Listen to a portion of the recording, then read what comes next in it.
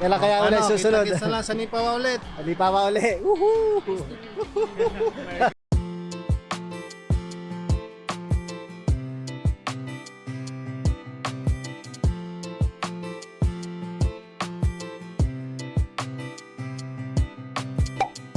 Hello guys, Nardino TV here and we are back with another video. Kumusta naman kayo guys? Kumusta naman ang Boxing Day nyo kahapon, no? Kayo ba ay na-stuck din sa traffic? Kasi kahapon, lumabas kami guys, no?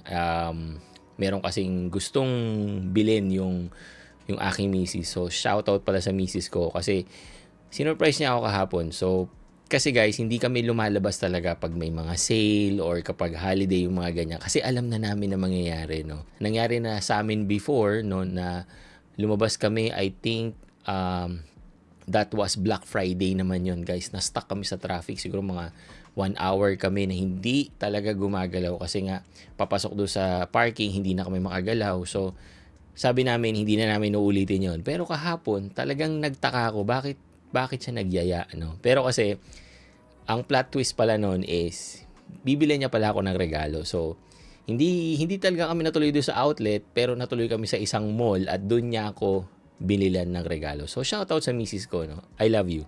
Anyway, so, I am so happy, guys, kasi nung pagbukas ko ng aking YouTube, merong nag-pop up sa akin na notification na bagong post ng isang idol ko talaga dito sa Canada, no? So kung kayo guys, nakusubaybay kayo dito sa channel ko, lagi kong sinasabi yan or yung mga past ko na mga videos na may 3 tao na naka-influence talaga din sa akin, no? Na ituloy ang buhay Canada namin. At saka hindi lang naka-influence, nakatulong talaga sila, no? Kasi nag-share sila ng mga guides and yung mga kailangan mong malaman dito sa Canada bago ka tumuloy, no?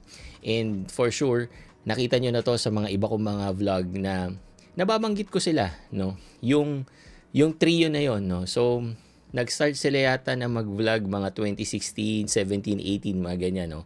Pero kasi ako guys, nag-start ako na mag-research about sa buhay Canada or yung sa pagpunta dito sa Canada around mga 2018 na no?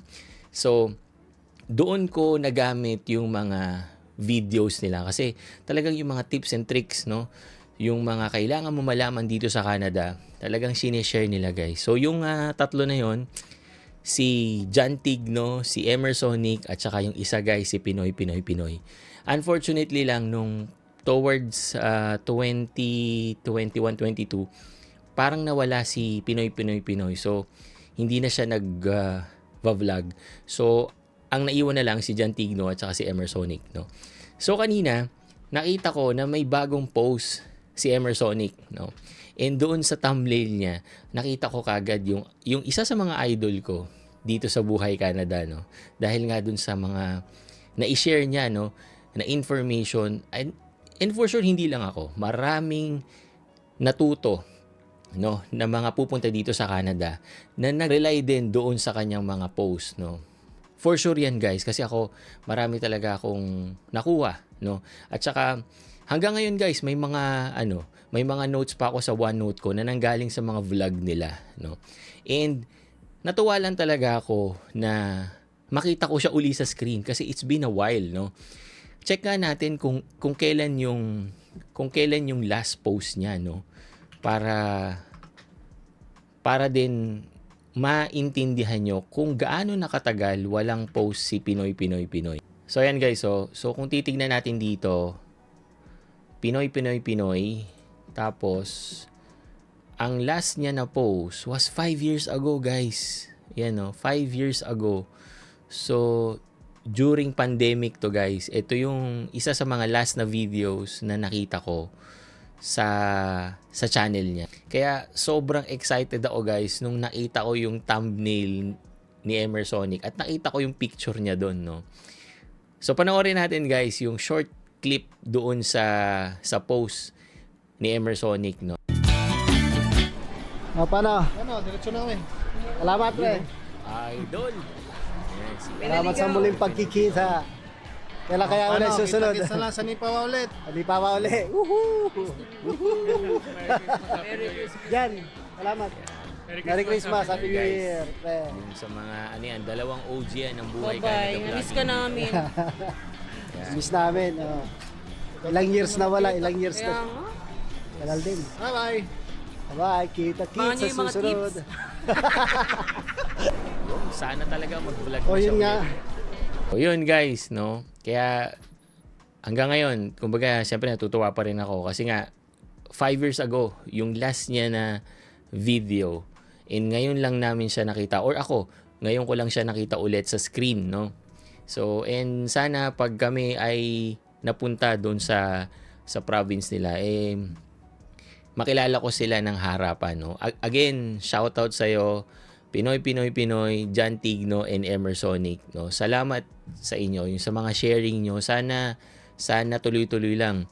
Si John medyo ano na yata ngayon medyo humihinto-hinto na rin kasi nga siguro marami na ring kailangan gawin, 'di ba? Tsaka pero si Emersonic from time to time meron siya mga post, no? And sana nga, no, si Pinoy, sana bumalik uli siya sa vlogging, no? Kasi talagang marami din ang kailangan ng mga reference and information na ma-share dito sa Buhay Canada natin, no? Na gusto ko rin i-share dito sa ating channel, no? Yung mga reference, yung mga guide, yung mga alam ko, no? Yung mga personal knowledge na alam ko and based on my research.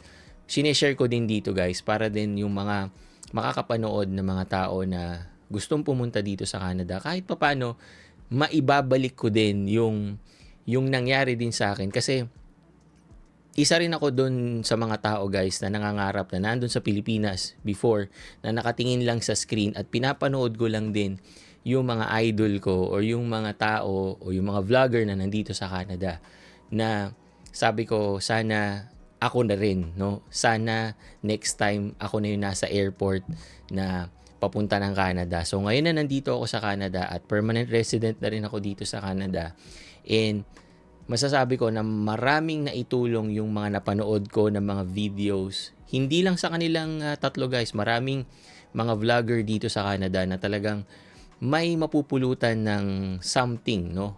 Or kung kayo ay naghahanap ng mga information, or kung kayo ay lost, 'di ba? Kahit papano yung mga personal experience na sineshare ng mga vloggers na katulad namin, nakakatulong, guys, doon sa inyong pangarap na pumunta din dito sa Canada.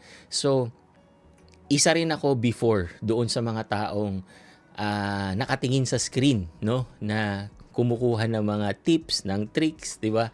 Or yung mga details and information na nakatulong sa akin sa pagpunta dito sa Canada. So, again, maraming salamat doon sa mga nagsishare na katulad ni John Tigno, ni Emersonic at ni Pinoy, na patuloy na nagva-vlog at nagsishare ng Buhay Canada nila para din makatulong doon sa mga taong gustong pumunta rin, no? At nangangarap na pumunta dito sa Canada. Sana wag kayong tumigil, and looking forward talaga ako na makita ulit na mag-vlog si Pinoy, no? Nakakamiss lang talaga kasi napaka-smooth, napaka-genuine lang kasi nung pag-create niya ng mga vlog. Yung kumbaga pag yung nanood ka nung mga post niya, parang nandun ka na din. Yun yung feeling ko nung mga time na nanonood ako nung vlog niya at saka nung vlog nilang tatlo. Okay? So yun lang, guys. Na-share ko lang sa inyo kasi isa ito sa mga naging parte, guys, nung aking Buhay Canada or yung pagpunta ko dito sa Canada, and patuloy na nagiging reference ko pa rin pag yung meron ako mga tanong, di ba? Binabalikan ko yung mga time na nandun ako sa Pilipinas at nagre-research pa lang ako. So, ngayon na nandito tayo sa Canada, no, patuloy pa rin tayo, hindi pa tayo tapos. Meron pa tayong last stage, no? So, and looking forward ako niyan ngayong 2026. So sa mga nangangarap, guys, yung sa mga alam ko ngayon dito sa Canada, maraming naapektuhan ng mga changes, yung mga pagbabago sa immigration system ng Canada. Huwag kayong mawawalan ng pag-asa, guys. As long as focus kayo doon sa mga kailangan nyong gawin, no? And continuously gumagawa kayo ng mga bagay kahit paunti-unti, araw-araw, para doon sa pangarap nyo na maging permanent dito sa Canada, makahanap ng work or ma-extend yung work visa nyo, no? Just push forward, guys. Continue doing what you need to do, no? Make sure na laging yung mga gagawin nyo, decision making or kahit ano pa yan, make sure na naka-align or naka-connect doon sa main goal nyo dito sa buhay Canada nyo para hindi kayo malos. And of course, tangkilikin nyo rin, guys, yung mga vloggers na nandito sa Canada na nagsishare ng mga personal experience nila para makatulong din sa inyo as a reference and as a guide. But again, do your own research, guys. And lagi kayong magdasal. Okay, guys? And of course, happy holidays. Merry Christmas sa inyo, guys. I hope na kayo ay safe at kayo ay nag-enjoy at naka-receive ng maraming blessing ngayong Pasko. Okay? So maraming salamat, guys. Thank you for watching and see you on my next video. Peace, guys.